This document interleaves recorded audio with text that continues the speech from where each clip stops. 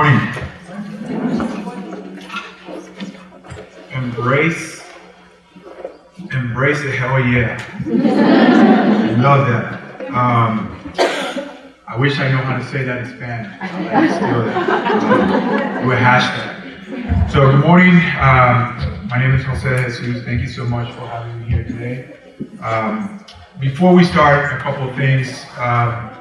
The research that we're going to talk about today is very fresh. And I apologize if some of the slides have a lot of graphics and a lot of data, but I think we just got that research, quantitative research over the last few days, so we had to turn them in quickly to make sure we make this happen.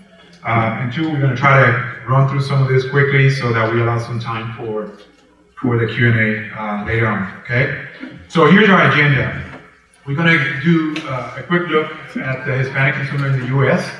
As a growing demographic, as Joyce mentioned. We're going to look at the attitudes and perceptions of fresh pork and meat in general, some of the barriers around fresh pork, and I should say that all this presentation is based on fresh pork. There's no process, it's just based on fresh pork research that we've been doing.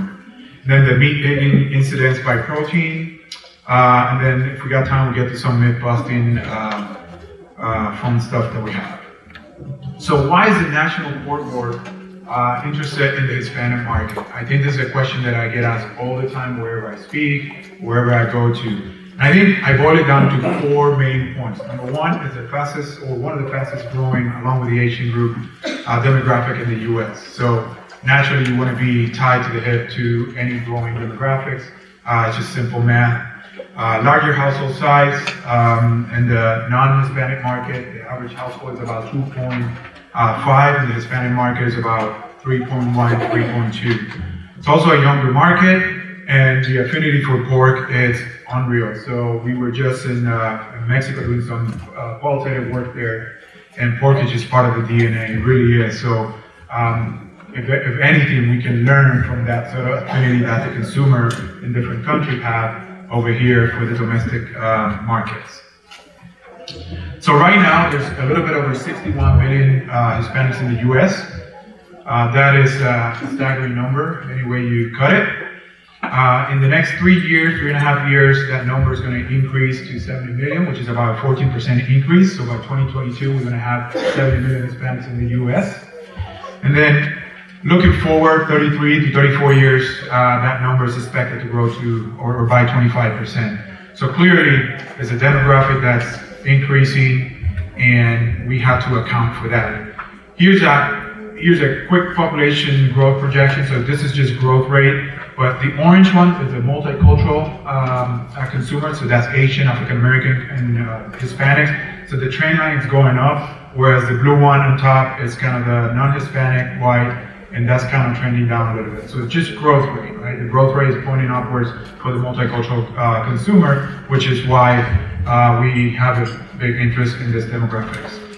The youth, I spoke about that. So the average youth over here, the average age for Hispanic is 27 years old, but across the board is younger everywhere except the non-Hispanic whites. So what it means is years of effective buying power is very critical, so they have more years to spend money. And by the way, the purchasing power of the Hispanics is about $1.5 trillion. So they have a lot of money to spend, and as an organization and brands out there, they want to tap into that market. All right, so I included this because I get this all the time. So most of the Hispanics who are here are from Mexico. And you know, I don't blame anybody for thinking that way because nearly 70% of the Hispanics do come from Mexico. But I also think that what's important to realize is that a lot of the Hispanics also come from different countries, like Puerto Rico, El Salvador, Dominican Republic, Guatemala, etc. So why is it important? Because when you're speaking to Hispanic, you need to know your target audience. Now everybody thinks the same way, everybody has the same needs, the same concerns, the way they refer to certain products, for example, in Puerto Rico is different in some regions of Mexico, right? So I think it's also important to know that even though there's a lot of influence of the Mexican consumer in the U.S., there's other Latinos that are coming from different parts of the world as well. Here's the blue states. What it means are dominated by Mexican consumers or the population from Mexico in those states. And then the green ones are dominated by the Puerto Ricans and the Caribbean Hispanics. Iowa is not here. Iowa, I believe, is about 10% or so Hispanics, and most of them come from Mexico. All right, acculturation. This is an important slide because I think it's going to set the tone moving forward for all the other stuff that we're going to look at before we get into the health perceptions. So you have the Hispanic group, and then within the Hispanic group, you have acculturation levels. So think about the unacculturated, bicultural, and acculturated. So the unacculturated Hispanic is the one that is still very anchored to their culture. Okay, so think about somebody that maybe moved here from a different country and is still living within that culture, traditions, and just maybe Spanish is their language, but it's still very much anchored into that. Bicultural, those are folks that are able to navigate both worlds. They're comfortable in their country, the culture, and those kind of things, but they also feel very comfortable in the mainstream. And then you have the acculturated. These are the groups that have fully adopted to the U.S. culture. They're more mainstream. So they still care about their tradition, their culture, but they have pretty much adopted the U.S. culture as well. All right, so getting into some of the findings that we have here. Here are some general observations from a Hispanic perspective that we are going to touch in depth here shortly. So the majority, or 54% of U.S. Hispanics think that pork is not healthy as they like to because, or they can't eat as healthy as they want to because it costs money. So cost is a barrier, price is a barrier for Hispanics. And next, then you have the Hispanics are more than likely than the general market to adopt plant-based diets, which is very surprising to me. As a Latino myself, I was very surprised to see this data. So we're trying to find out kind of what's driving some of those perceptions. Issues such as clean labeling, transparency, hormone-free, those kind of things are really influencing the way people purchase at the meat case, retail stores. Overall, Hispanics don't see pork or fresh pork as very healthy. That's a big takeaway for us, and we have to address it because I think there's a trend coming up with that, and we'll see who from that Hispanic group, whether it's an unacculturated, bicultural, or the acculturated, who's really driving that trend. And then similar to the US population, there are concerns about undercooked pork.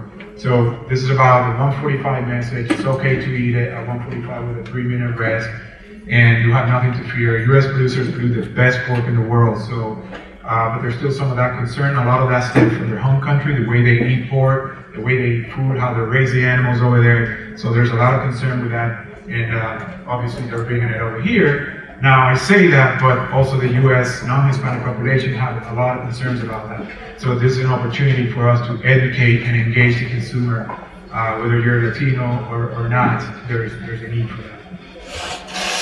Here's some observation based on the acculturation level.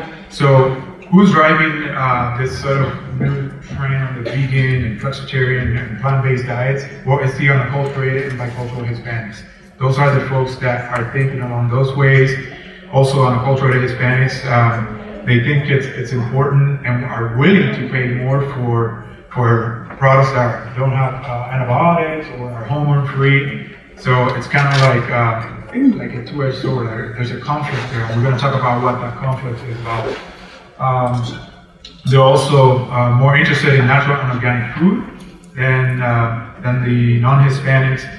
And there are more health barriers to pork with the unacculturated group than any other group. Now, interestingly, over the past 2 weeks, they are the group that have eaten the most pork as well, fresh pork. So it's kind of that guilty pleasure, kind of like chocolate, right? Like, it's not good for me, but it makes me feel good. I love it. And then the bicultural Hispanic, and I should also say here the unacculturated group, might be the best target for healthy sort of messaging, given their perceptions about health.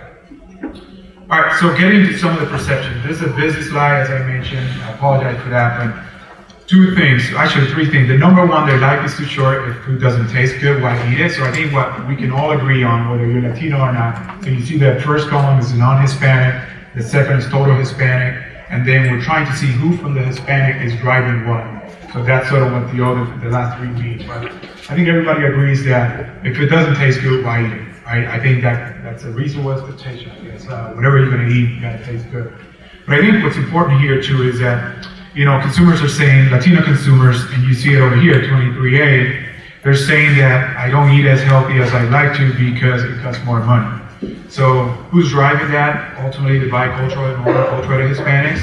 But then when you go over here, it says, I'm willing to pay more for natural and organic food. It's kind of like this, they don't agree, they don't go together. I think the way to do this or think about this is from a segmentation aspect. So you have all these Hispanics grouped together, and you have some, if you further segment, you'll have some folks that have higher income that are likely feeling I'm willing to pay more for natural and organic food.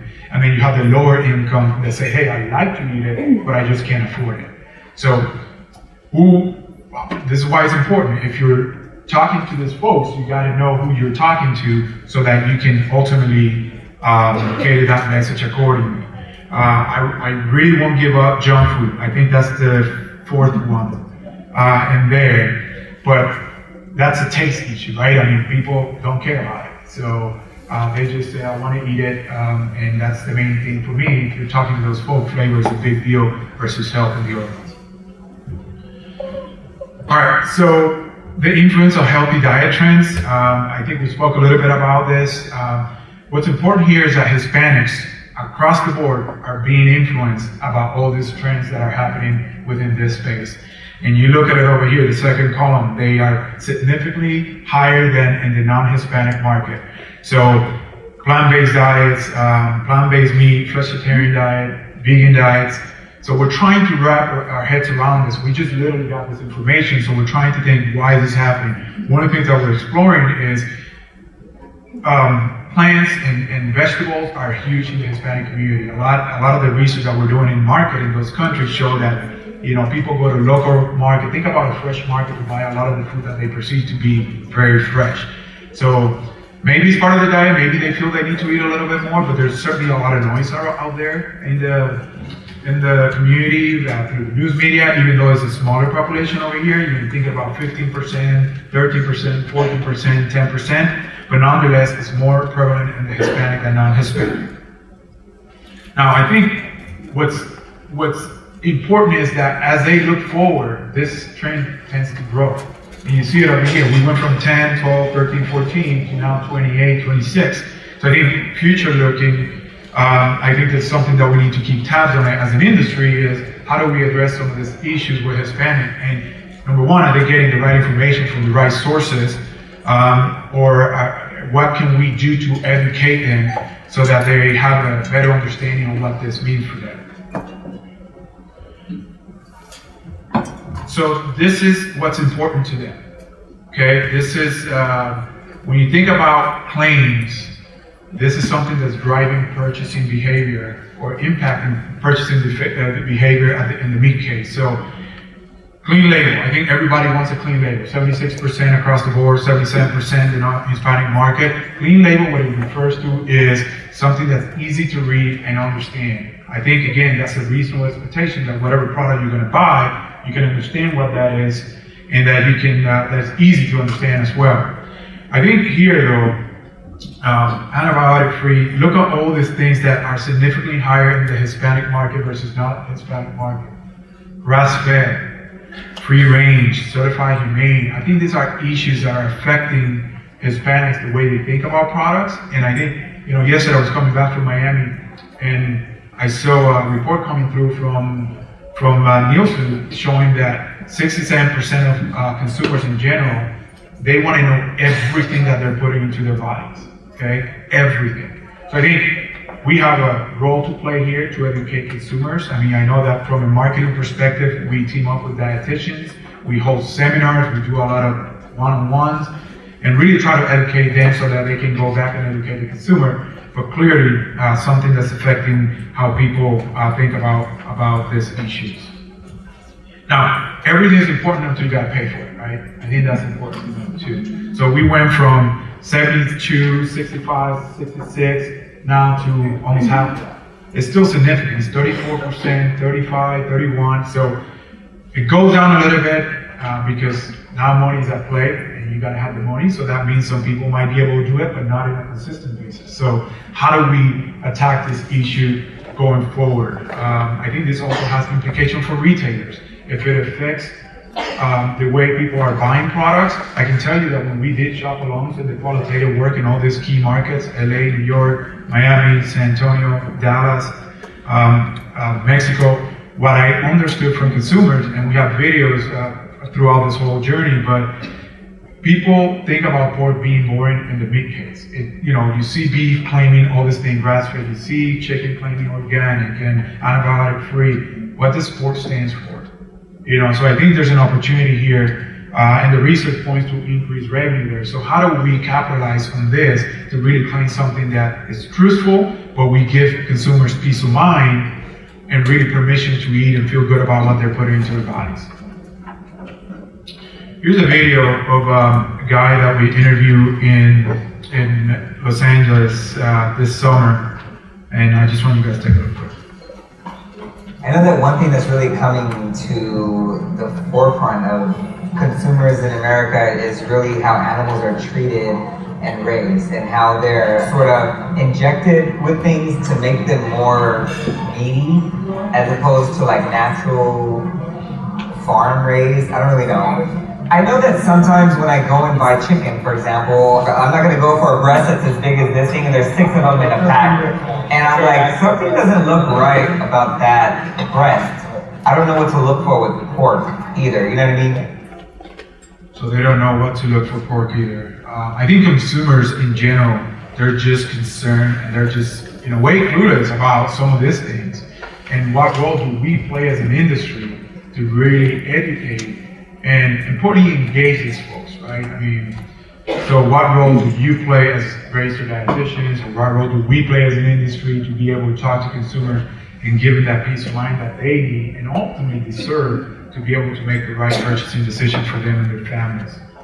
All right, so some health perception around pork. Really, when you look at this graphic, what it means is, to the right, there's not that much difference from a non-Hispanic and Hispanic as it relates to how they think about pork being healthy for them, right? It's not pretty much believable. It's at the lower part of it, right? I think the big difference is that Hispanics think less of pork as being healthy, filling, hearty, healthy, yet they will indulge, right? So non-Hispanics see it more filling and hearty than non-Hispanics. I think that's what we're looking over here. But then when you break it down by acculturation level, so you still have the unacculturated Hispanic that is thinking about the product not being very filling and hearty. They're also not looking at very healthy, but they indulge. So that particular Hispanic, those attributes, how they feel about fresh pork, is being driven not by bicultural per se, not by the fully acculturated Hispanics, but mainly by the unacculturated. Think about those recent folks who are here and are still anchored to their cultures. Let's get this one. All right, some barriers. This is a big one. This really impacts everything that we do from a marketing outreach, from a communication standpoint, the work that you guys do. But the question here was, do you see yourself eating pork more often? If so, tell us why not if you don't. So the reason they don't is because they don't think it's healthy. And leading the charge is the high cholesterol. Look at that 22%, which is higher than in the non-Hispanic market. So people just don't have a positive perception of pork in general, okay? And as we talked earlier, I think Joyce mentioned, but we have cuts that are heart healthy and they don't know about this stuff. And that's concerning, that's discouraging. So we have to do a better job to communicate pork's best attributes and good attributes about what is it that we can stand for and how they can feel good when they're eating this product. Here's a quick video of the woman we interviewed in Dallas talking about health. If people stray away from it because of its reputation of not being healthy, show me how I can eat healthy recipes, what I can do to still feel good about my health and my diet when eating food? So the good thing is they're open to it if we are, smart enough to talk to them with the right information. Just Ann was saying earlier, you have all these people out there that are experts, but are they truly expert? Who are the experts who can really communicate all these benefits that these products have, and they can feel good about? So this is over the last 2 weeks, who've eaten what? And I think busy slide again, but there's two things I want to point out here. Number one, pork and turkey are the ones that over the past 2 weeks, consumers are eating more processed than fresh. So that's a challenge. All the other proteins, they're heavily skewed on the fresh side. So beef, chicken, and seafood. So you think about this from this perspective, unless you think about the unacculturated that kind of are 50-50, eating a lot of fresh and a lot of processed.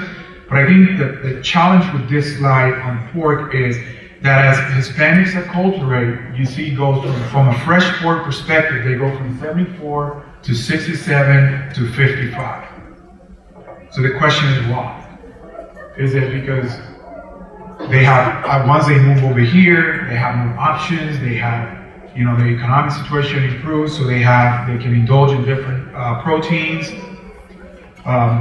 Is it a health-related issue that's preventing them to eat more pork? Or is it availability as well? One thing that we're finding is that when you go to some of these countries, these people eat pork at a high rate, but they have specific cuts that they prefer. When you come over here, you don't find those cuts. So ultimately, you can't order what's not available, right? If you go to a restaurant and you want to eat a pork chop and that's not available, you're not gonna, you like it, you love it, but you can't order it, right? So I think that's a challenge for our packer industry is how do we create, this is innovation, how do we create products that are relevant for consumers, and then how do we give them permission to eat the product? Feel good about it. So, myth busting quick. I got about 3 or 4 minutes to go. So pork doesn't taste as good as other meat. That's true or false? I think steak is the golden standard for taste, but we are there. So we're not leading, but we're there. So taste is a big deal for pork, but ultimately for steaks, it's it's a big deal. The number in red means it's significantly lower than the non-Hispanic. So steak is a big deal across the board, but more so for non-Hispanics. Pork is just as healthy as other meat. That's false. Obviously fresh beef has a lot of work to do there, but pork is not behind. So they just don't consider our product very healthy. So what can we do? We have to, we have the loin, all the loin cuts that are heart health. Well, they are lean, and we have 2 products that are heart healthy certified by American Heart Association. Pork is just as healthy as other meat. It's not even close to what seafood is, or turkey, or chicken. So, pork chop is down there. Pork sausage, ironically, shows up. But people don't see our product as healthy as other meats. It's a great source of protein. We are last in that category. We know it is. It's a great source of protein, but consumers don't see it that way. And we trail pretty much everybody in that regard. Pork needs to be cooked thoroughly in order to be safe, and we're the leaders of the pack, and that's not a good thing. I think there's a lot of education that can go on about how to properly cook the product. It's juicier, tender, flavorful if you cook it at 145 with 3-minute rest. And how do we get consumers to think about pork that way? And a lot of it is they overcook it because they think it's going to be a safe product. You kill all the bacteria that they think it has, and that ultimately comes at a price because you're not enjoying the product as much as you should or could be when you cook it to the right temperature. With that, that's my time is up. Thank you so much for that. What we're going to do is we're going to have Sylvia come up, and then we're going to have some minutes afterwards to just do a Q&A. Okay? Thank you for your time.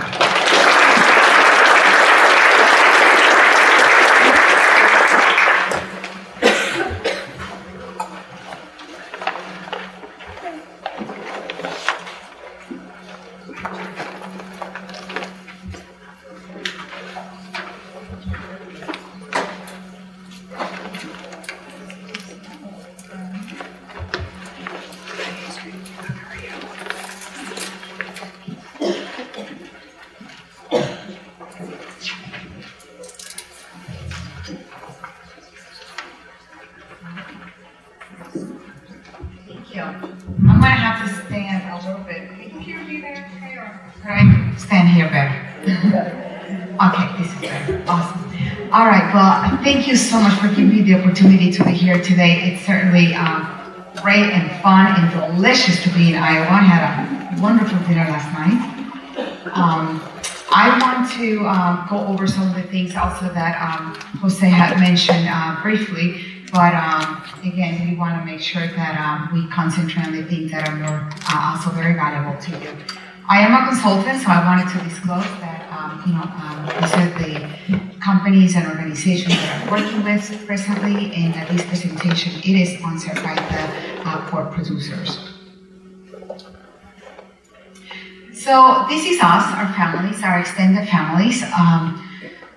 It's interesting, like right now my mother is living with us and my mother-in-law is just a mile away. Our family is not just our kids and our husband or significant others, but actually anybody who really wants to join us. So our families are extended and is something that we need to consider. What I'm going to really concentrate is about these four buckets, the unstoppable Latino population, then the prime time, there are bicultural, what that means for us, and also, digging into the meal planning. So as Jose mentioned, this population is growing, even though it has plateaued a little bit. It's expected to reach 70 million U.S. Hispanics by 2020. And what's interesting to me is their purchasing power. That despite that, they are unacculturated and are not maybe have a high income, and actually with all the Latinos, their income is actually one of the lowest. Yet they spend the most money in food than any other ethnic group. So this is significant for them. They might not have a house in the Hamptons or in the South, but they have food on the table. They are a young population, and also a group that is emerging is this bicultural group. It is a group of Latinos that are educated, they have more income, and they actually encompass a large portion of the purchasing power that Latinos have. And what's interesting too, of course, they value fresh food, and they spend a lot of their money buying fresh ingredients, even these new emerging Latino families. They are motivated on health when it comes to looking good, feeling a little better. But if you ask any Latino families, even females or males, what really drives them to perhaps eat a little healthier is that they're gonna look better. So, perhaps we also have that, but we also more conscious about doing it for health reasons. Maybe we have a little high cholesterol, maybe they have diabetes or something, but that's not top of mind for Latinos. It's more about, I want to look good, and that's about it. And if that helps me with, eating a little better, then let's do it. However, when we look at their statistics, Latinos actually are leading the statistics on health problems. So 40% are overweight. 12% of the Hispanics have diabetes, and this is the leading cause of chronic disease among Hispanics, and 68% have poorly controlled blood pressure, high blood pressure. As you can see, there is an epidemic of really this chronic disease among Latinos, and this is some of the things that when I counsel with patients, I try to really emphasize the importance of paying attention to these levels and to getting checkups by their doctors is critical to them to find out so we can better treat them as dietitians. Opportunities for engagement is, we have barriers. Now the number one is willpower. It's getting, and I know a lot of people have that, but in Latinos, as you know, if it's not gonna make me look good pretty quickly, then they're gonna lose motivation quickly. Time constraint is a big deal, and we'll talk a little more about that. Now, 50% admit to being confused by conflicting information. Not surprising. One day, media say something, the next day is another one. There is conflicting information, even among dietitians out there doing, putting out information. So it's very conflicting. So I think when we go out there, we need to be really careful with our messages so we don't have unintended consequences. Young females, especially, I find them that they, according to these statistics here from Intel research, that they get bored easily with exercise messages, and with nutrition messages. So I think how can we make it exciting and flavorful and colorful and everything else? It's our duty to make it also more exciting, because we know especially young females between 18 and 34, they get off that wagon very quickly. Now this bicultural group, it's very interesting. And Jose, now we're talking about acculturated, unacculturated, bicultural. I mean, these groups are getting more dissected. And this group of bicultural, it's really interesting because, I've been in the U.S. now for 30 years. And, when I came, nobody even knew. Really, the census was Mexicans and other. This is in 1980 when I came to go to college. And now, we have dissected this group very nicely that we can better understand it. But this bicultural group that is coming up is a group of Latinos, as Jose was explaining, that actually are living like two lives, as I call it.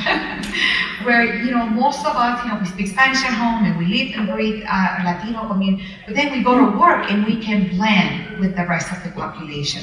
I kind of find myself into this group because my husband is Irish-German.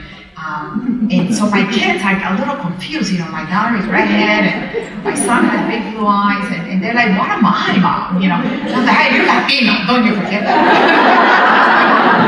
There's no question about that. And, they speak Spanish and it's really funny because they really fought me a lot when they were learning Spanish. And I'm like, no, tú vas a aprender. And now today, my daughter is a bilingual third grade teacher. My son is also doing bilingual work. And they kiss me every day and thank me for that. And I said, well, you gave me all this right here that I had to cover with clay. So this is something, that is still very attached. We still, the mothers, as you know, we are still las reinas de la cocina. We are still the queens of the kitchen, and there is no doubt about that. Even though males are starting to come in and help out, I know, Jose, you have your pork grill out there. Men are really getting into it, but we still, there is no doubt, don't mess with us in the kitchen. And the reason for that is because we view our kitchens and food as something that is, almost sacred to our family. I think about every day. It's like, what am I going to make for my husband? What am I going to make for the kids? It's an emotional attachment that we have to food. It's an emotional attachment. And for us, cooking from scratch in natural foods, as we saw before, it is very, very dear to our heart because this is what our love and the emotions that we portray to our families.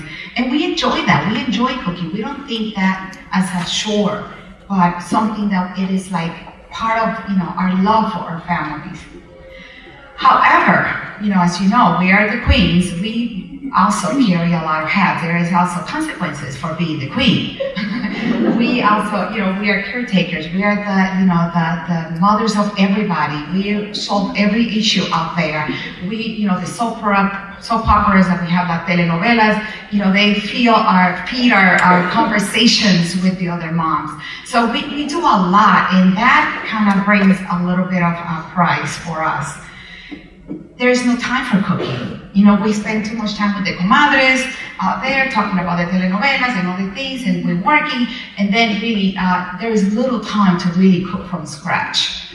And there's a lot of guilt that comes with that. So we need to find a medium that, how can we really integrate some convenience practices so that we can still cook, our meals, provide a lot of the nutrients with some convenience or without feeling guilty about it.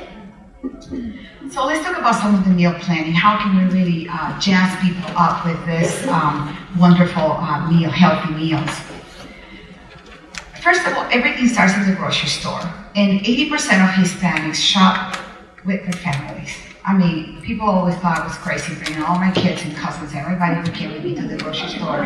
But it is our thing, it's like a day trip to the grocery store. I live with my, 85-year-old mother, and I won't even dare leaving her out when I go to the grocery store because you forgot this and that and that. And okay, no, you're coming. Don't worry about it. 91% of our Hispanic families also ask their families what they want. So it is important, we want to please them, and this is the connection that we have. We please them, and this is something that we enjoy. We are frequent shoppers. So, I mean, the average Latino goes to 4 different stores during the week. And it's something that, we know we enjoy, so we go more often than anybody else out there too.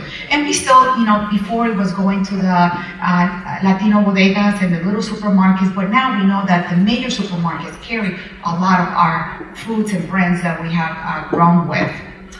But again, going back to natural is something that really resonates with Latinos. Natural. And now they're asking even more about organics.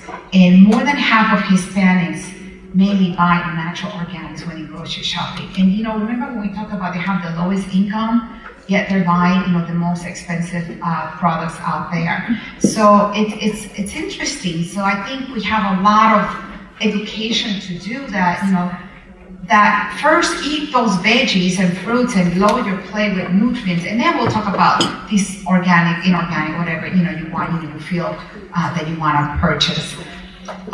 We know too that it's really interesting, growing up in a Latino family. I don't know if any of you have grown in a Latino family. Anybody here? A few? Okay, a few. The medicine cabinet, and when we talk about natural, it's about natural. Not only buying natural foods to make foods from scratch, but it's also natural home remedies. So they go to the doctor a little bit less, and they try to solve their issues at home with this. Actually, it's 4 things. I mean, I still remember every time, I have a cough, I have a headache, everything is cured with Vicks. I mean, if that company is still running and popping, is because Latinos. Cures everything, even in my hair, I mean, everything, everything. Stomach ache, if you have a soda, it will cure also, any stomach aches. And tececito, there is a peppermint tea, a yerbabuena tea as we call it, also cures everything. And of course, the good old, soups also cure everything. So these 4 things here, you need to ask about it, because this is really what cures Latinos, how they cure themselves. Communicating with Latinos. I've been here practicing nutrition and dietetics for over 30 years. And I remember the days when people back then said, oh gosh, by the time, the next generation comes, they won't even know Spanish. Well, that was the case in 1980. Today, this population, 72% of Hispanic millennials and 80% of Gen Xers still speak Spanish in their homes today. It has not gone away. And the growth in searches in Google in Spanish grew from 65 to 200% between 2011 and 2014. So they still very rooted in their, their language and their culture.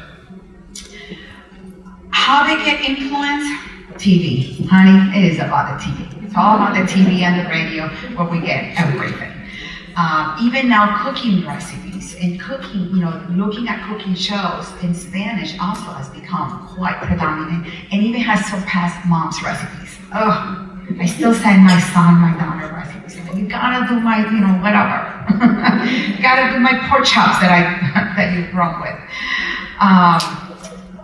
I think that one of the things that we need to actually, as dietitians, that I work very hard with my patients is to really let them know that you can freeze, that there is canning, that there is also dry and fresh. But there's other forms to eat highly nutritious foods. That you can have canned tomatoes with the pork. That you can have thread meat with vegetables, and that you can freeze leftovers.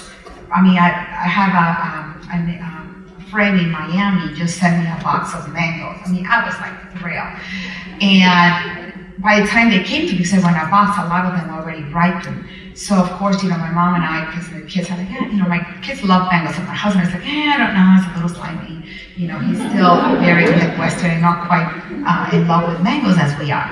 But I quickly, after we ate the 1 or 2, then we quickly peeled them and put them, and cut them up and frozen. And just yesterday I had a couple slices, and they were just as delicious as they were when they arrived in my house. So I mean, it's okay to teach them these methods that we could freeze some of the things. You can freeze meat, that you can freeze some of these leftovers for later, but become a little more organized in your kitchens about it. And that these other forms of fruits and vegetables and meat do provide the same amount of nutrients as well. Very close. Now, pork, as Jose was saying, it is a favorite among Latinos. And what I have found traveling the world, teaching in Romania and Slovakia and other parts of other countries, is that pork actually it's a main dish in many countries. When I was in Romania, I go twice a year to teach there, and they gave me the sarmales, and I don't know if anybody here is from Romania here. Sarmales is cabbage rolls, and they're either filled with a ground pork, and they season a little bit, but it's mainly the ground pork. They also have a sausage that is called mici, and that is like loved by Romanians, but they feel guilty. And then people, they're minute, and then, oh, it's so fattening, I don't know, you might not want to eat. I'm like, what? Bring me the michi. Let's eat it. Let's see what this experience is all about. And I'm like, you have a little bit, let's look it up in the computer and see how many calories you have. And actually, because there's so little, we really did not have that many calories of fat in this michi. So I think it's really letting them know that, you might not have a michi every day, but if you're with your family on a holiday and you want to bring some of these foods, or the carnitas and the pork skins and things like that we eat, we have learned to love through our years, it's okay to do these things and incorporate it. And of course, if they have a little more saturated fat, we can do those items maybe a little less frequent. But things like these other cuts, we can actually incorporate them as well. So, it's a matter of taking that guilt that, because I think when people think of pork especially, they think of, maybe the most indulgent things. Just when you think of desserts. Desserts can also have, low-calorie desserts and, still give you a lot of satisfaction. Yet, when we think of desserts, they're going to have dessert. So, when we think about those myths and debunking them, I think showing them that there is 8 cuts of meat that are very comparable, if not lower, than other sources of protein, even plant-based. I mean, we have a handful of walnuts. Yeah, they're not going to have saturated fat, but you're going to have, your 10, how many you eat, even 60 grams of fat. So knowing that, it's about variety and incorporating the things that we love. Yet, knowing when and how to do that. And I think that's our job, really to help them out, enjoy these things that we have grown up with, yet doing it a little bit, perhaps a little tiny healthier. I mean, even with the sarmales in Romania, I teach my students how to add a little bit of mushroom, a little bit of carrots, but still keep, the ground pork that they have in their cabbage rolls. But as you can see, there's 8 cuts of pork that are delicious and healthy and good for you. Now, also, they, thiamine, selenium, protein, niacin, B6, phosphorus are excellent sources. Bring excellent sources of these nutrients to the diet, and there's good sources of riboflavin, zinc, and potassium. So as you can see, pork, a serving of pork can provide, many of the nutrients that we need in our diet every day. Not only protein, but at the same time selenium and thiamine, and and many other vitamins and minerals that are essential for our body. And showing them this, I think, will make them feel good about having that variety in their diet. When it comes to dietary guidelines, also, it's very clear that lean protein has a place in the plate. And when we talk about the plate, this is, in fact, I saw it in your expo here. I bring this with me when I do my councils, and I do a lot of brown bag lunches, and I run a lot of preparations where there's full of Latinos, and I counsel about 50 of them sometimes during one morning, and they love this plate. First of all, because it shows the amount of portions, because that's a problem with the Latino population, is the portion sizes. It's not so much the quality of the food, is sometimes the cooking methods, and perhaps also the portion sizes. So I show them about the plate and about this is about an adult. And sometimes their kids eat more than these, 3-4 times more. I mean, a serving of rice is 3 cups, and that's a little serving. So as you can see, there is a disproportion of a healthy portion, so you leave room to have those fruits and veggies too. And how to combine that, maybe put the salsa on top of the protein, maybe add, let's say when you're doing kebabs, maybe thread them with more veggies. I mean, there's a lot of ways to really add variety to that diet, but still keeping the things that we love to eat. As Jose mentioned, there's actually two cuts that were the American Heart Association certified pork tenderloin and the pork sirloin roast certified with the iconic heart check mark. And seeing these things perhaps is something that they will make them feel good. That these two cuts were certified, but there's 8 cuts completely that are, fairly low in fat and saturated fat. We don't all have to go to the bacon, even though, nothing wrong with the bacon. Eat it all in moderation. Purdue University also made a study with the DASH diet. And we know, the Latinos is the overweight, it's the diabetes and the high blood pressure, the main problems with them. And with the DASH diet, substituting, including lean pork instead of the typical chicken or fish, they still kept the same values of blood pressure. So pork can be included in a diet such as the DASH diet to keep heart healthy. Now, communicating, we've been talking a little bit about, how to communicate that, but flavor, not only in the mainstream, but flavor, it is like huge for the Latino. And when they think of healthy, they think of things that are not very appealing. They think of things that maybe they use for when they're sick. So I think we have to become really creative of, doing spiralizing. Instead of using so much rice, we can do spiralizing or do cauliflower and season it the same way that they season their foods. Like, for example, when I do let's say a pork tenderloin, I go in and I add, let's say I don't do rice every day. Maybe perhaps we do a cauliflower with the cilantro and the lime juice, or if you go in the Caribbean, then I put sazon, which is a seasoning they use a lot. So that's something that we could do as we are talking about different ways to cook and add more of the other food groups into the meal.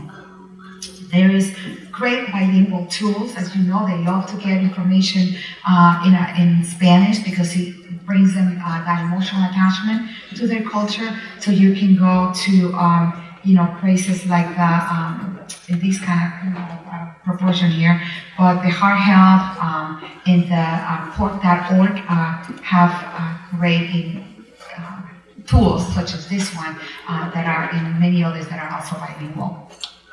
In closing thoughts, I want to say that we need to communicate a little bit differently to this population.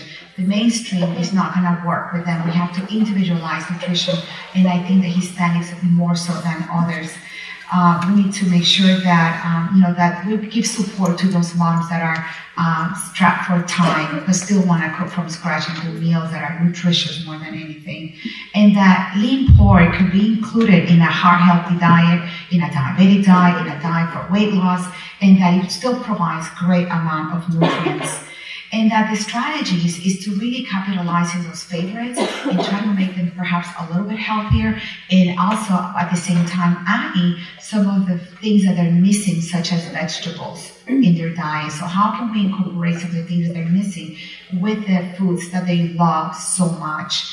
And I think when we individualize those diets and really take the time to create some menus for them using what they love, and adding the things that they need to add in a way that they're actually going to love, is when we're going to win their trust so that they can really become better listeners. I have, if you have the handouts, I have all these resources so that you can look more if you want to study more about the Latinos, more about the research too on Latinos. And I want to leave you with this at the end, that regardless of age and country of origin, the majority of Hispanics are retaining their unique identity and preserving their culture. So it's our duty to really individualize their their messages, their nutritious messages, in ways for us to really engage in so that we can win their trust. And with that, I leave here my emails and my phone number, and I love to talk, so any questions, feel free to reach out to me. I'm all about you, and really, I want to open it for questions now, because I know that I think what you have to say is more important than anything we have to say today. So I don't know if Jesus want to come up, and we want to open it up for questions. Any questions? And how much time we have for questions? Okay, so we.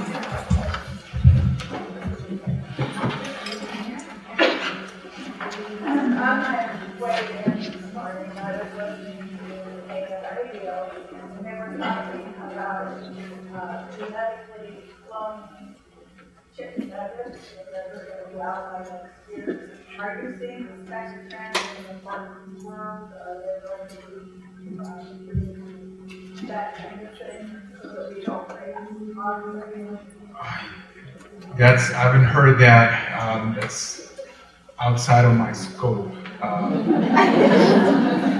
I work in marketing, so I don't have an answer for you. And I know there's a lot of things from a genetics perspective that we look at. Our science and technology department are heavily involved with that. But I don't know that I have an answer. Joyce, do you have an answer to that? We don't. Sorry, I don't have an answer for you. Absolutely, we can. I just thought it was kind of interesting. It is a big subject. Genetics is a big subject in the industry, so, but I can't give you a definite answer to that.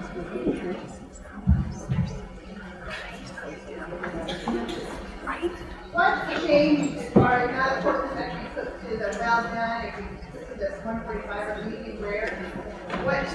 What has changed that has, I guess I missed that conversation whenever that happened as far as how's pork different now compared to before we had the well cooked? It's leaner now, 20% leaner than it was, 20 years ago?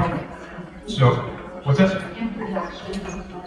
Yeah, it's better diets. I think ultimately, we have a lot of research that we have done in the industry that shows that cooking it to 145 with a 3-minute rest provides a better eating experience for consumers.